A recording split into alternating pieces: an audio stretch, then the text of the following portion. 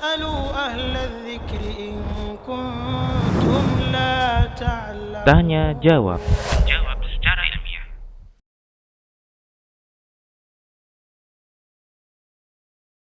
Baik, jadi yang perlu kita pahami bersama ya, anak-anak usia 2 sampai 7 tahun, usia gulam ya, khususnya di bawah 5 tahun ya, itu memang memiliki at-tafkiru al-khayali, yaitu masih berpikir secara imajinatif ya. Jadi tidak menutup kemungkinan ada sebagian dari mereka juga memiliki teman-teman imajiner, teman-teman yang berangkat dari imajinasi mereka. Juga misalnya ketika mereka berbicara sendiri dengan boneka mereka, itu suatu hal yang alami, yang normal. Ya baik mau dilakukan pagi hari, siang hari, malam hari.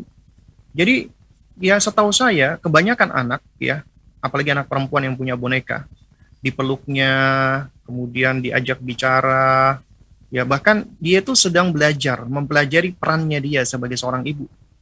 Dan ini adalah suatu hal yang bagus sekali, baik sekali.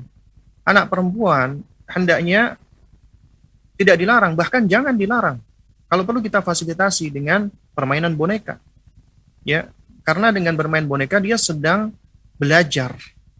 Belajar untuk menjalankan perannya dia. Di situ dia sedang sedang mengambil peran. Mengambil peran sesuai dengan kodratnya, kelak dia akan menjadi seorang ibu. Ya. Jadi biarkan dia untuk bermain dengan bonekanya, dia belajar maksudnya dia ngomong sama bonekanya, dia bicara, dan ini juga adalah bagian dari perkembangan kognitif mereka. Ya, ketika dia ngomong dengan bonekanya, itu juga ada kemampuan kognisi yang bagus ya pada mereka ya. Artinya anak-anak di usia ini juga mereka belajar untuk berbahasa. Terus juga mereka belajar untuk berempati. Ya. Kemudian juga mereka belajar tentang peran mereka. Mereka belajar tentang kasih sayang. Ya. Jadi ini adalah suatu hal yang kita para orang tua nggak perlu khawatir dan nggak perlu takut. Bahkan kalau perlu kita sebagai orang tua, misalnya melihat dia lagi ngomong, kita dekati, kita bersamai, kita tanya. Biasanya mereka itu memberi nama bonekanya, atau mereka minta kepada orang tuanya untuk memberikan nama bonekanya. Ya, putri saya dulu ketika usia 3-4 tahun itu paling senang sama boneka lebahnya, dipanggil dengan Bibik ya, itu paling sayang. Jadi kemana-mana selalu dibawa boneka tersebut. Kalau ketinggalan misalnya pergi itu dia sedih, bahkan menangis. Jadi dia selalu membawa bonekanya ya, dan dia sangat sayang banget dengan boneka itu. Nah, di antara yang dia lakukan adalah dia sering bicara sama bonekanya, diajak ngomong, ya.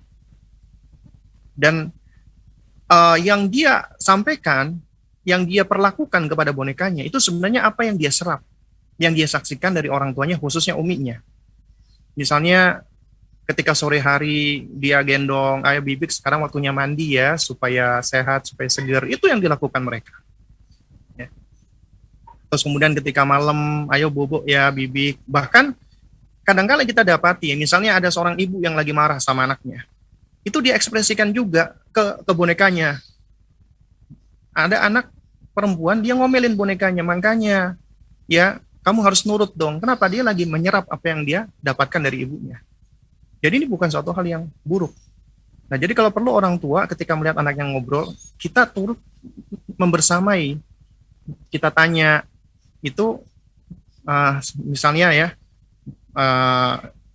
anak ini ngasih nama bonekanya tadi Bibik tadi ya, itu hendaknya kita tanya, emang si Bibik ngapain sekarang gitu ya, itu kemudian kita bisa kasih dia arahan, misalnya adek nanti sore jangan lupa Bibik diajak mandi ya, atau maksudnya diminta mandi gitu loh.